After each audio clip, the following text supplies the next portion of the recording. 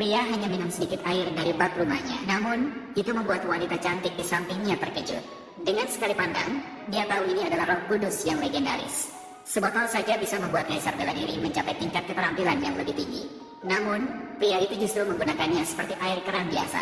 Bahkan digunakan untuk menyiram sayuran di kebun. Karena dia hanya tinggal di gunung setiap hari tanpa peduli dunia luar. Dia sama sekali tidak menyadari bahwa dia adalah makhluk surgawi yang lahir dengan keistimewaan. Dia malah mengira dirinya hanyalah manusia biasa tanpa keterampilan khusus. Setiap hari, selain bertani, dia hanya bersembunyi di perkebunan untuk tidur. Hingga calon istri datang dari jauh ingin menemui. Barulah dia menyadari bahwa identitas pria itu tidak biasa. Tidak hanya itu, di mana-mana tersembunyi aura pertempuran.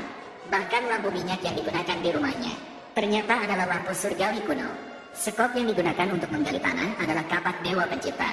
Yang lebih menunjukkan, tiang jemuran di atas adalah tongkat penunduk roh. Dia segera mengutuk pria itu pura-pura kuat. Semua artefak ini bisa diletakkan di rumah. Dia bersikeras pura-pura sebagai petani tanpa keterampilan. Dan pria itu sama sekali tidak mengerti. Saat dia berdiri untuk menjelaskan, artefak di sekitarnya langsung ditekan olehnya. Kekasihnya terkejut, terpaku di tempat, tidak bisa berkata-kata. Dan pria itu pikir dia tertarik pada jemuran. Maka dia memutuskan untuk memberikannya sebagai hadiah.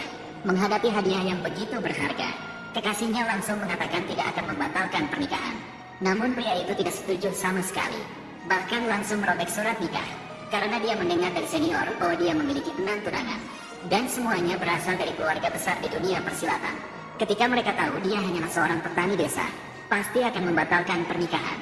Oleh karena itu, dia sudah siap dalam hatinya. Namun, saat dia meminta gadis cantik untuk turun lebih awal, tanpa disangka, hanya sekedar berjabat tangan.